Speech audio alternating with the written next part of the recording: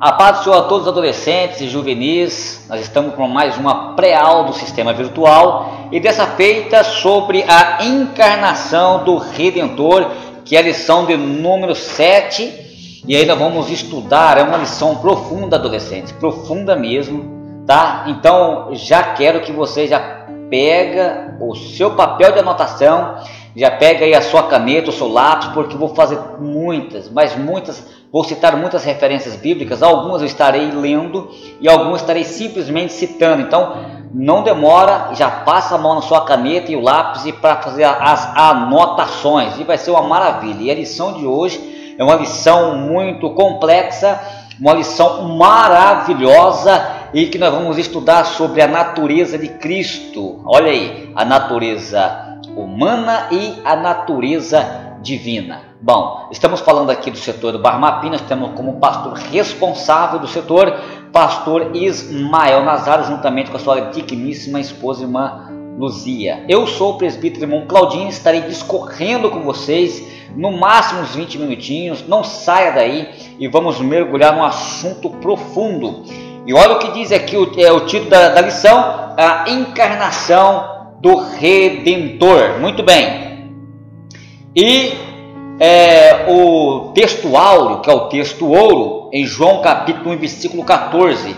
E o verbo se fez carne e habitou entre nós, e vimos a sua glória como a glória do unigênito do Pai, cheio de graça e de verdade. E aí nós vamos ver aqui, vamos mergulhar aqui num estudo profundo a respeito da Jesus. Ele se esvaziou-se de sua glória, e esse esvaziamento, ele deixou de ser divino, sim ou não? É uma pergunta que eu vou deixar para vocês aí, até o finalzinho nós vamos discutir esse assunto. Jesus, ele é 100% homem, sim ou não?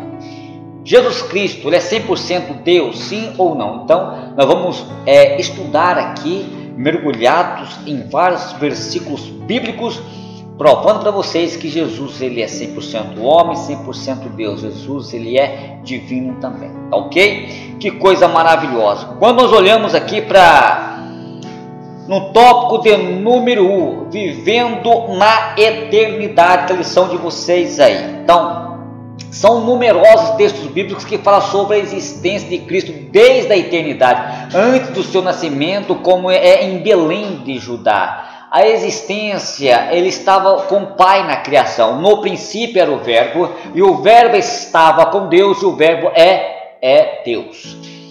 Ele estava no princípio com Deus.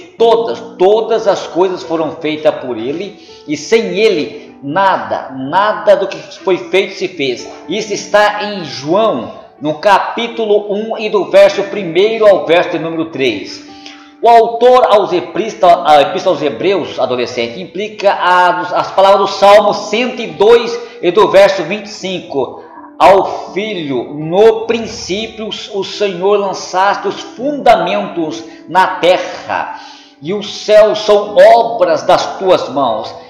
Eles perecerão, tu porém permanece. Hebreus capítulo 1 e verso de número 10. Então Cristo Jesus já existia na eternidade, existia na glória antes que houvesse o mundo.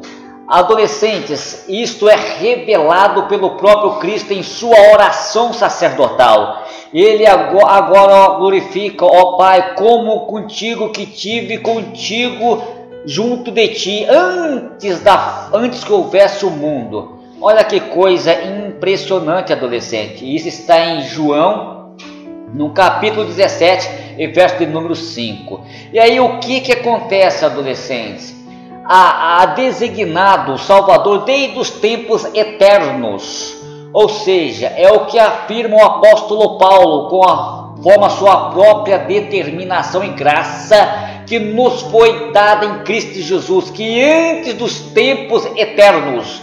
E isto está em 2 Timóteo, no capítulo 1 e verso de número 9. A Pedro ele ensina que fostes resgatados das vossas vãs maneiras de viver com o precioso sangue de Cristo, que conhecido antes, olha só, antes da fundação do mundo, adolescente. Isso está em 1 Pedro, no capítulo 1, e do versículo de 18 até o verso de número 20. Agora, olha só, adolescentes, que coisa interessante. Cristo existia antes de Abraão. Pela fé, Abraão, ele contemplou, representado pelo Cordeiro que substituiu Isaac no Monte Moriá, como está em Gênesis, no capítulo 22, e do verso 10 até o verso número 13. Quando Cristo disse aos judeus: vosso pai Abraão alegrou-se por ver o meu dia, e regozijou-se, e perguntaram-se, pois, os judeus: ainda não tem 50 anos e viste a Abraão? Jesus Cristo, ele tinha o que? Simplesmente no seu ministério, seus 30 ou 33 anos de idade. E nós podemos observar que Jesus era bem novo, mas Jesus respondeu e disse: em verdade vos digo que antes que Abraão existisse, eu sou. Isso está em João, no capítulo 8, no versículo 58, 53, 58. E aí eles ficaram perplexos: mas como que pode? Né? O rapaz não tem 40 anos antes de Abraão, sendo que Abraão já morreu há tantos anos atrás. Mas enfim, Jesus, ele é eterno. E o verbo divino existia antes da fundação do mundo, como está em João, no capítulo 1 e do versículo 1. Cristo, o Cordeiro Pascual, depois de vários milagres e diversas pragas e muitas promessas a Faraó, enquanto o povo israelita ainda continuava, o povo israelita continua escravo lá na terra do Egito. Mas o Cordeiro Pascual foi imolado e o seu sangue aspergido sobre a ombreira e sobre as vergas das portas. Israel saiu do Egito, isto fala de Cristo, que já existia e foi designado por Deus para encarnar-se no ventre da Virgem Maria, assim de propiciar libertação aos escravos do pecado. E esta é a interpretação de Paulo ao escrever: Cristo, nossa Páscoa, foi crucificado por nós, como está em 1 Coríntios, no capítulo 5 e do verso de número 7. E Cristo, adolescentes, Cristo trouxe para nós um êxodo. Cristo é o centro das atenções e de todas as revelações de Deus, a libertação de Israel e da peregrinação pelo deserto. Ele estava presente em todo o tempo, porque o povo teve sede, e o Senhor disse: eis que estarei ali diante de ti sobre a rocha em Horebe, e ferirás a rocha, e dela sairá água, e o povo beberá. Isso está em Êxodo, no capítulo 17 e do verso de número 6. Na expressão estarei ali diante de ti sobre a rocha, adolescente, aparece Cristo, a fonte de água viva. Paulo explica esse fenômeno ao afirmar: e beberam da mesma fonte espiritual, porque bebi da pedra espiritual. E a pedra é quem? Ela representa quem? Representa Cristo Jesus, como está em 1 Coríntios, no capítulo 10 e do verso de número 4. Cristo, ele é revelado no Antigo Testamento.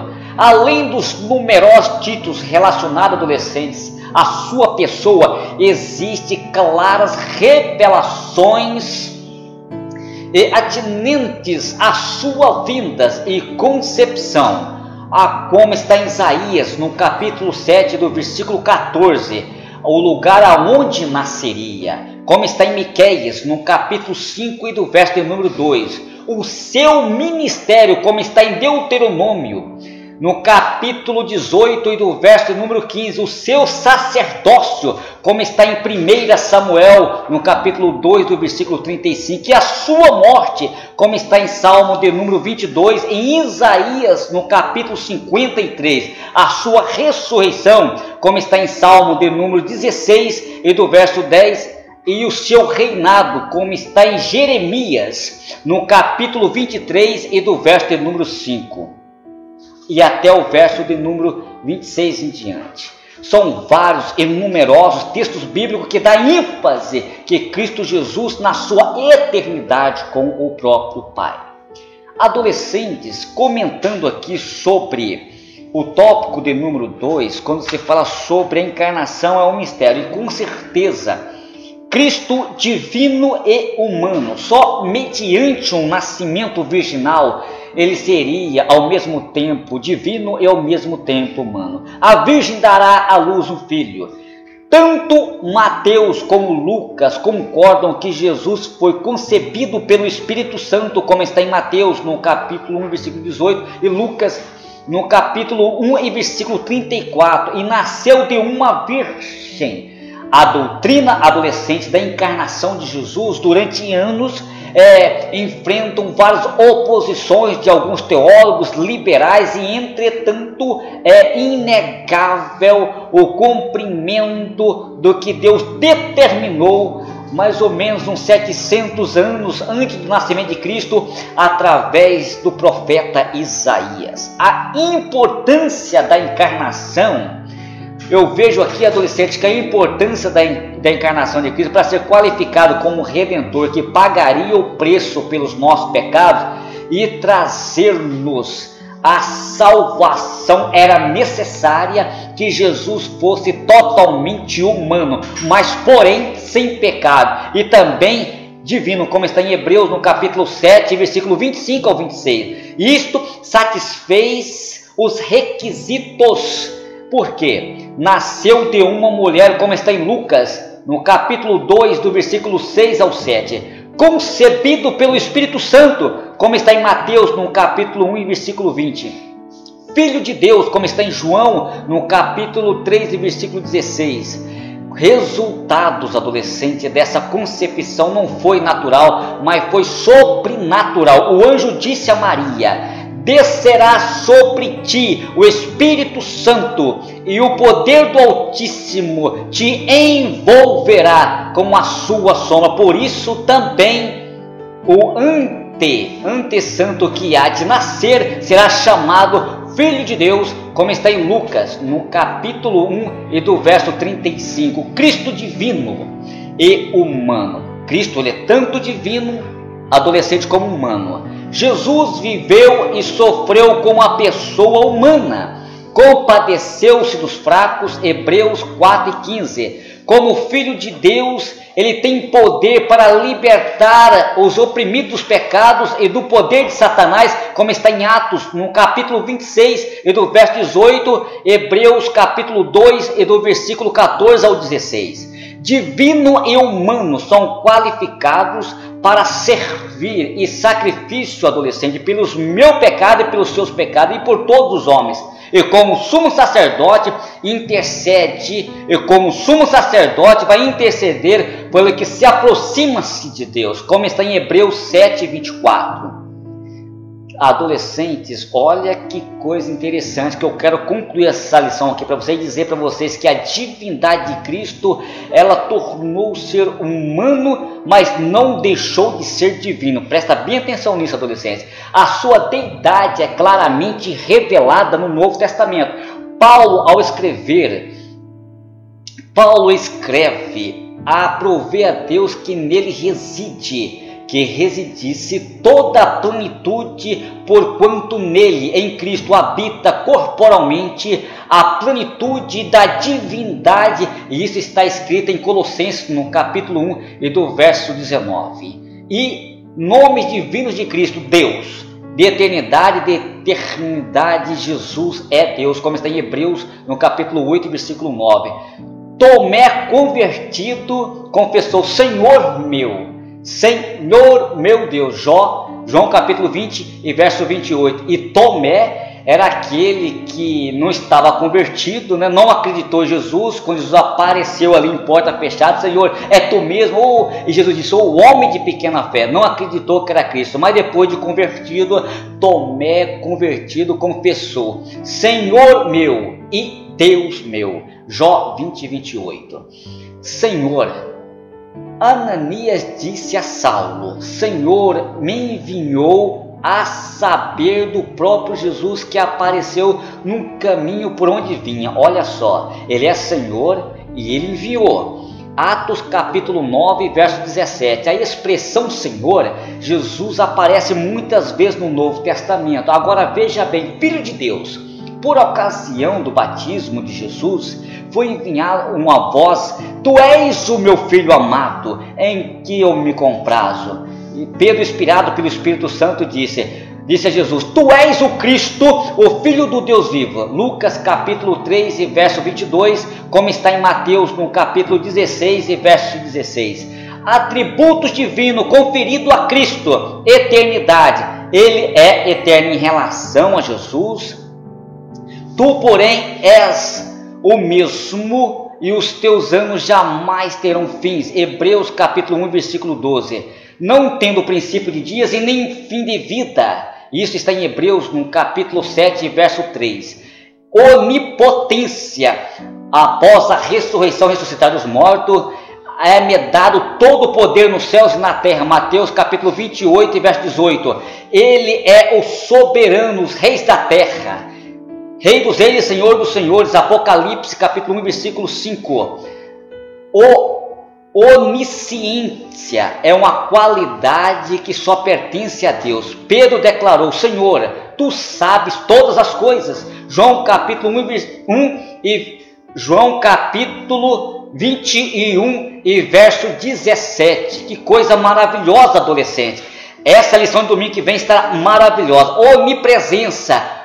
Após a ressurreição, Jesus disse: as suas limitações do corpo humano impossibilitavam ele estar presente em mais de um lugar. E ao mesmo tempo, João 11:6. No entanto, antes da sua ascensão, ele disse: Eis que estou convosco todos os dias até a consumação dos séculos. Mateus capítulo 28 e verso 20, a parte B. Esta declaração de Cristo é corroborada pela experiência de milhões de pessoas cristãos que estão esparramados para todo o planeta Terra. E Jesus atenta com as petições, porque a adoração prestada a Cristo, adolescentes. Jesus, ele conviveu com seus ministérios com as ovelhas perdidas da casa de Israel. Os seus primeiros discípulos eram judeus e adoravam ele. Prova de reconhecimento à sua divindade, pois ele, desde o cativeiro da Babilônia, curando, libertando as idolatrias, reverenciavam somente ao eterno Deus, conforme as instruções a Moisés, como está em Deuteronômio no capítulo 10 em diante. Mas quando nós olhamos, adolescentes, que todos os anjos adoram, os anjos têm que adorar a Cristo Jesus. Eles têm que prestar essa reverência. O próprio Senhor Jesus, ele curou um cego de nascença que restaurava as suas vistas. E ele queria dizer: Você quer que eu te restaure as suas vistas? E ele: Senhor, Tu sabes. E a resposta assim: Creio, Senhor. E ali o adorou. E aquele cego adorou ao Senhor Jesus. Ele recebeu a adoração. João capítulo 9, versículo 35 ao 38. E há outras passagens, como o leproso, Mateus 8 e 12.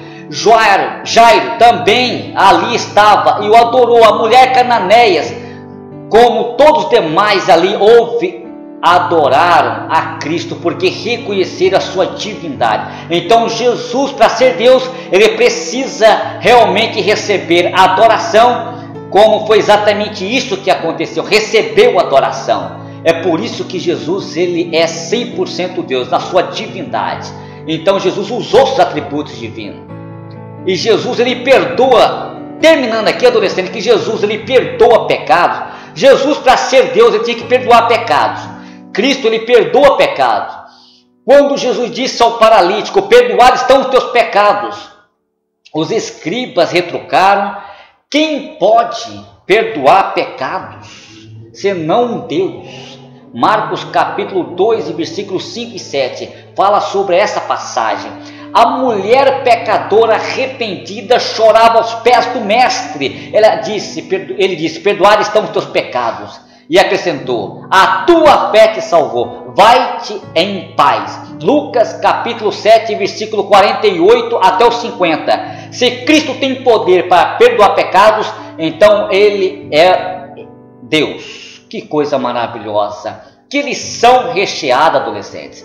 Mas não fica só por aqui não, tá certo? Isso aqui é só um resumo. Mas você quer conhecer mais sobre Cristo? Você quer se aprofundar mais? Vem para a Escola Bíblica Dominical, tá? Questiona o seu professor. Se não me falha a memória, me parece que quem estará dando aqui no bairro Mapinha, aqui na sede, é o presbítero irmão Alex. Então vocês poderão fazer pergunta para ele, questionar. E você, meu querido adolescente que está distante e que gosta de participar da Escola Bíblica Dominical, talvez nunca ouviu falar, mas sabe de uma coisa, vai numa igreja evangélica mais próxima da sua casa, que é a Igreja Evangélica Assembleia de Deus, ali pela manhã, a partir das 8 horas da manhã, tem a Escola Bíblica Dominical. Seja um aluno exemplar, matricule-se e venha crescer na graça e no conhecimento do nosso eterno Deus. Que Deus abençoe a todos vocês de uma forma maravilhosa e até a próxima, se Deus nos permitir. Até mais. A paz do Senhor.